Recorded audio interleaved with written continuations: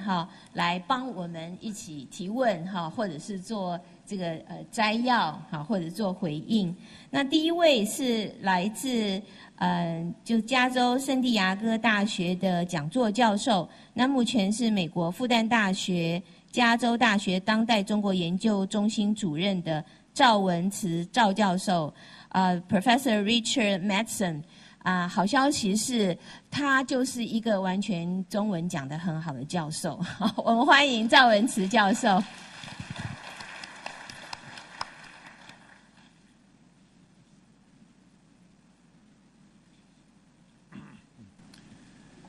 好，大家好。好。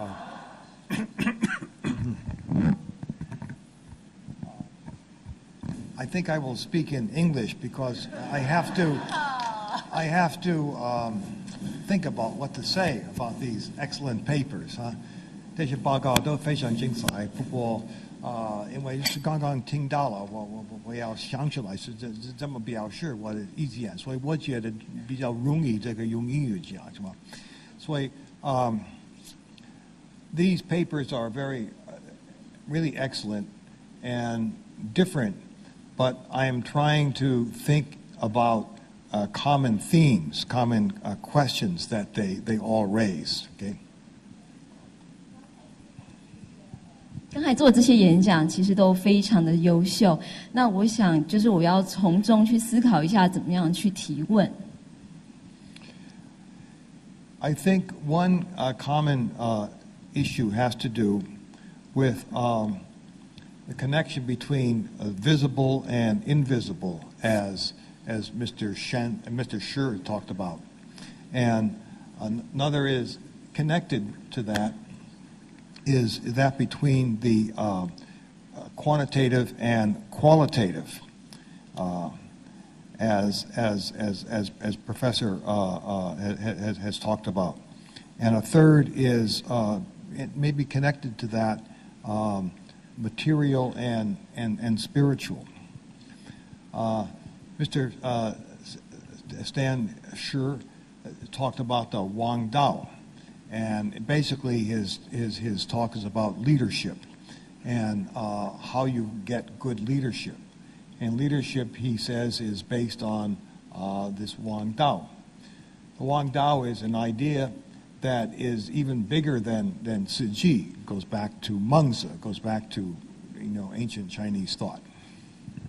好，接下来就是我想要提的东西，就是刚才施先生所提到的有形跟无形的这个部分，在企业实践上有形跟无形的实践，还有呢就是那个质化还有量化的这个差异性。然后第三个我想要提到的是物质与精神方面的。那在另外一个就是在领导阶层王道的实践方式，他这个王道呢其实是超越很多东西，几乎超越慈济。那他甚至因为他出自于孔孟思想，所以在领导方面的实践是非常就是有其特色的。I think Tzu Chi has also drawn upon this tradition, a tradition of leadership and innovation that combines what can be seen and measured with what is more intangible and more qualitative.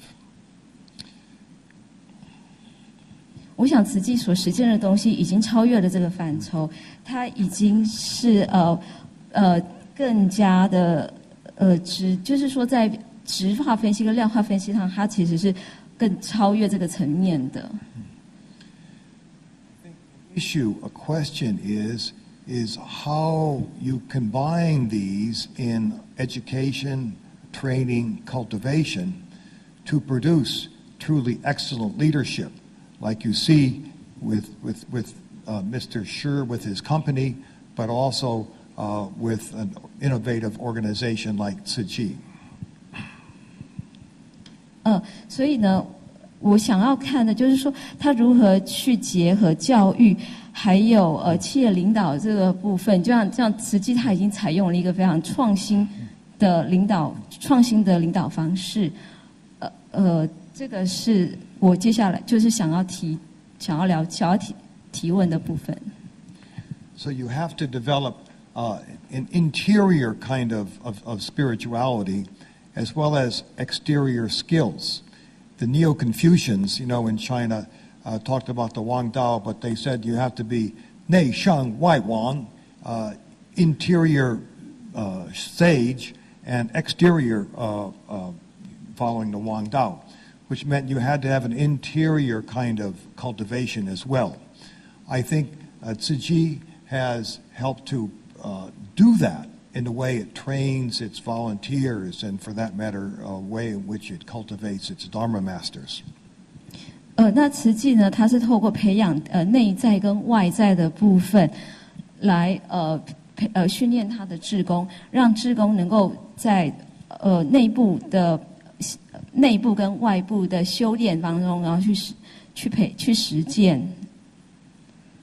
So we had a wonderful talk about the things that Tzu Chi has done in places like Haiti, the Philippines, and the United States in disaster relief.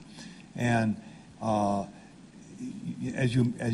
Professor Hoffmire has mentioned, the statistics are very impressive, and people around the world are very, very impressed with that.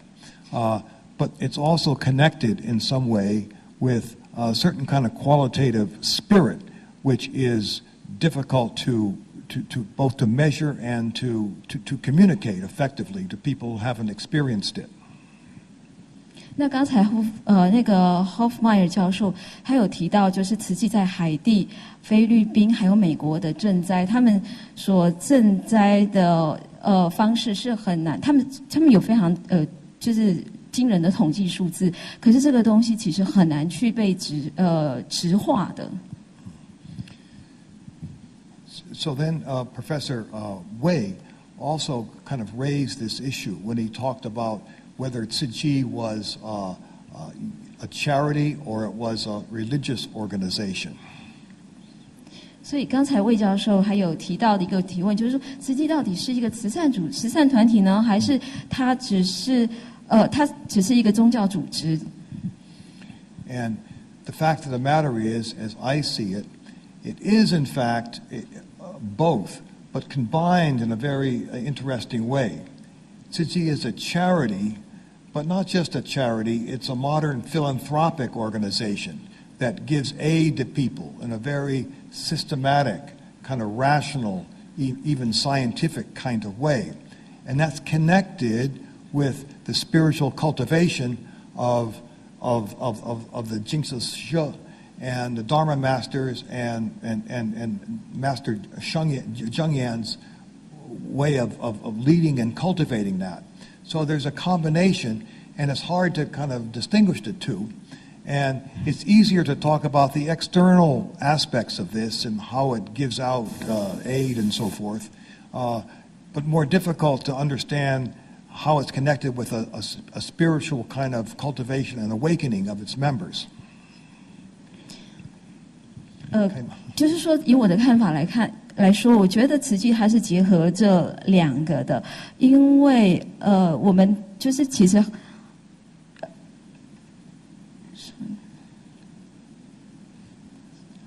可以吧？我也可以吧。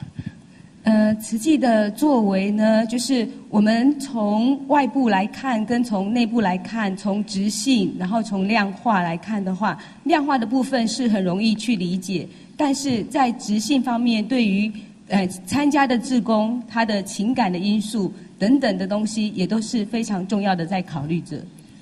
And Professor Chen raised a somewhat similar issue. She talked about the wonderful work the Da'ai social enterprises are doing, eco-social enterprises. But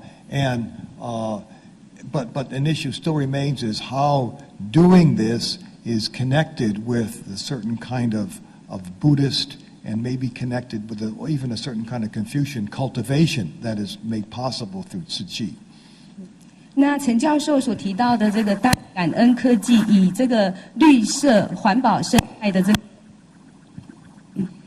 这这个研究呢，就是让我们了解，就是说，其实也结合了这个儒家的这个传统的思维跟这个佛教的这个工作怎么样连接在一起。So my question is how we can communicate this globally, this connection between the outer and the inner aspects of all these things that Tzu does. 那我的考虑呢，就是说，我们从全球这个发展的这个观点上面，我们在考虑慈济内部的跟外部的、内修的跟外行的这个部分。When you communicate it globally, it is easier to talk about the quantitative aspects, the statistics, the amount of money spent, the amount of people helped, just in terms of numbers. 它的这怎么样做连结呢？就是说，从它的数字量化的这个研究，然后质化的这个部分。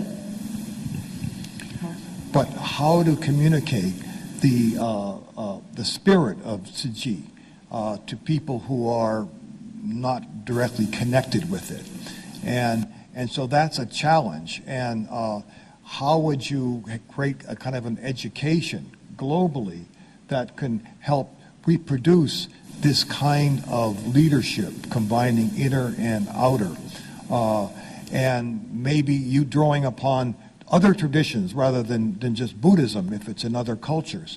But exactly how to do that is something which I think I don't know how to do.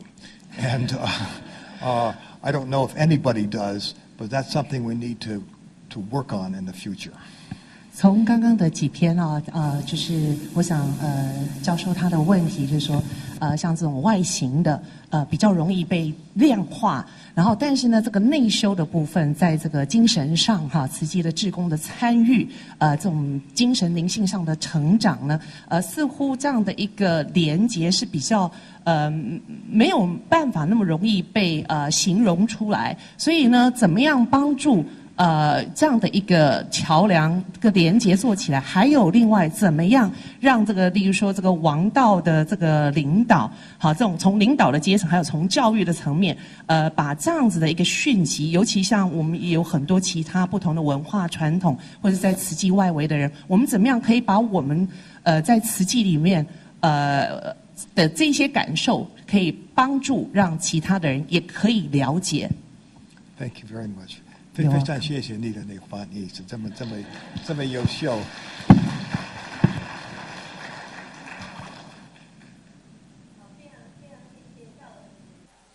他其实提出是非常深入的一个问题。我想其实也是在座各位慈济的伙伴人、慈济人法师出家人这一年多来一直在思考的一个问题那我们当然等会也希望在座的各位能够也帮忙一起想一些方法就是关于这个内修的部分我们慈济人的感动我们为什么做这些事情，我们的感动，我们的心灵的成长如何跟外部的人沟通那他们也都提到在全球化的思维下，量化是一个很重要的指标那我们一直在谈不管是王道或者孔孟思想或者是我们慈济的修行这些如何沟通呢我想真的是一个大哉问。那下面一位的讲评人是 Anil Sakya 是我们请